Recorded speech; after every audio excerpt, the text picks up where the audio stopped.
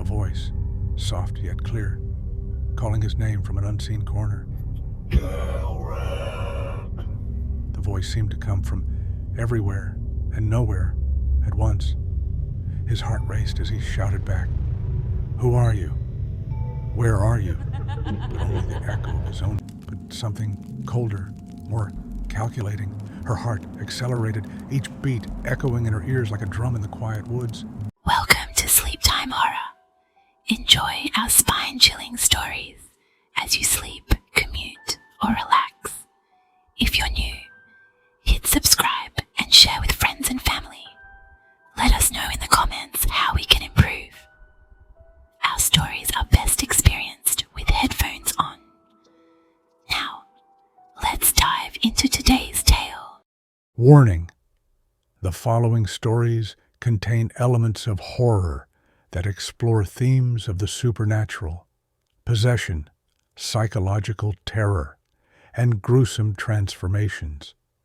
They are intended for mature audiences and may not be suitable for those sensitive to graphic imagery or themes of death, entrapment, and eternal damnation. Listener discretion is advised. Title: Echoes of the Appalachian Trail. Chapter 1. The Unseen Watcher. May 1975, Virginia's Grayson Highlands. The Appalachian Trail, a path of beauty and solitude, hides its secrets in the shadows of its ancient trees. Blair, a young woman from Richmond, had always dreamed of hiking this legendary trail. Her fascination was fueled by tales of adventure and the occasional whisper of the eerie.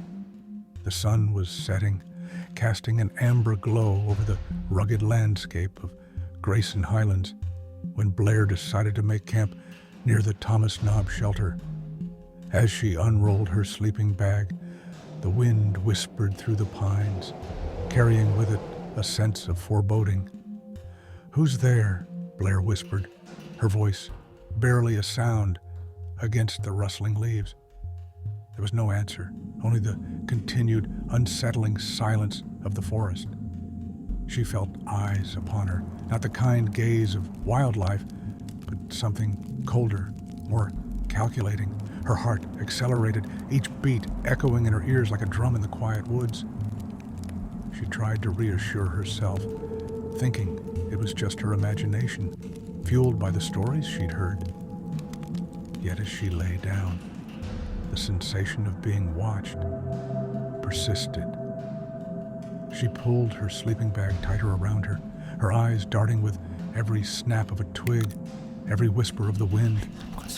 The night stretched on, each sound amplifying her fears until sleep finally claimed her, but not without dreams of shadowy figures just out of sight. Chapter 2. The Voice in the Dark. August 1972. Maine's Mahoosuc Notch. The trail's most notorious section, Mahoosuc Notch, was known not just for its physical challenges, but for its chilling history. Here, in a place where the sun barely reached, a hiker named Derek had once encountered something inexplicable. The notch was silent, save for the occasional rockfall. When Derek heard it, a voice, soft yet clear, calling his name from an unseen corner. The voice seemed to come from everywhere and nowhere at once. His heart raced as he shouted back, "Who are you? Where are you?" But only the echo of his own voice answered, bouncing off the jagged boulders around him. That night, Derek couldn't shake off the feeling of being watched, his tent providing little comfort against the voice that seemed to seep into his dreams. He lay awake, listening to the silence, which felt more oppressive than the calls had been. Every sound was magnified, the drip of water from the rocks, the scuttle of some small creature, all seemed to carry with them a warning or perhaps a taunt. He decided to move on at first light, but sleep was elusive, his mind replaying the voice, the sensation of being hunted by something unseen. Chapter 3. The Unseen Presence. March 1981. Georgia's Springer Mountain. The start of the trail at Springer Mountain was supposed to be a new beginning for Mark, a seasoned hiker looking for solitude. But solitude turned to terror one evening as he sat by his campfire. The night was unusually still, the only sound being the occasional hoot of an owl. Then, without warning, the temperature dropped, and a thick mist rolled in, enveloping the campsite. Mark felt an overwhelming presence, like a cold hand tracing down his spine.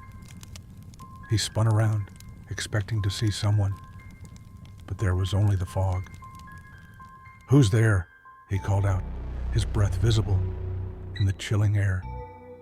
The laughter of children answered him, echoing through the mist, but with no children in sight. That night, Mark didn't sleep. He watched the fire until dawn, the laughter haunting his every thought, wondering if he'd ever escape the unseen presence that seemed to claim this part of the trail as its own. He considered leaving, but the trail, with all its beauty and mystery, called to him. It was as if the trail itself was challenging him to continue, to face whatever lurked in its shadows. The next day he pressed on, but the laughter lingered in his mind, a constant reminder of the night. Chapter 4. Echoes of the Past. April 1981, North Carolina's Nantahala National Forest. After the unsettling night at Springer, Mark pushed deeper into the trail, hoping to leave the haunting behind. But as he entered Nantahala, the forest seemed to remember him. The trees here were older, their branches twisted in ways that suggested they had witnessed many secrets. One evening, while setting camp near the Seiler Bald Shelter, Mark heard voices again. Not the laughter, but murmurs, conversations that seemed to come from the past. He could hear snippets of conversations, laughter, and sorrow, all weaving into the wind. "Who's there?" Mark's voice was louder this time, filled with a mix of fear and defiance. No answer came, but the murmurs grew louder, as if the forest itself was speaking. He decided to stay awake, watching the stars through the dense canopy, feeling the weight of history pressing down on him. The night was long, and in those dark hours he felt connected to every hiker who had ever walked this path, sharing their fears, their joys, their solitude. Chapter 5. The Phantom Hiker. The legend of the Phantom Hiker began here, on the rugged slopes of Hawk Mountain.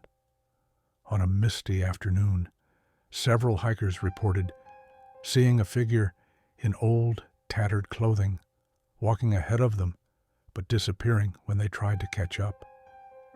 This figure, known as the Phantom Hiker, was described as looking tired, with eyes that seemed to see beyond the living.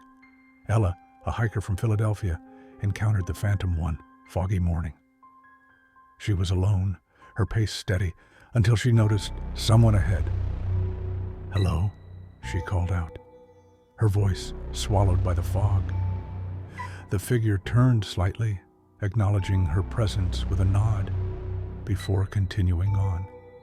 Ella followed, her curiosity piqued, but when she reached where the figure should have been, there was nothing but the silent trail. That encounter left Ella with a chill that wouldn't leave her for days. She shared her story at the next shelter, where others recounted similar experiences.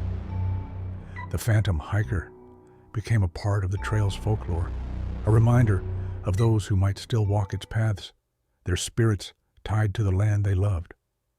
Chapter 6. The Legacy of Fear. Present day, the tales of Blair, Derek, Mark, and Ella have since become part of the lore of the Appalachian Trail. Each hiker who steps onto this path carries with them not just gear, but stories of the unknown.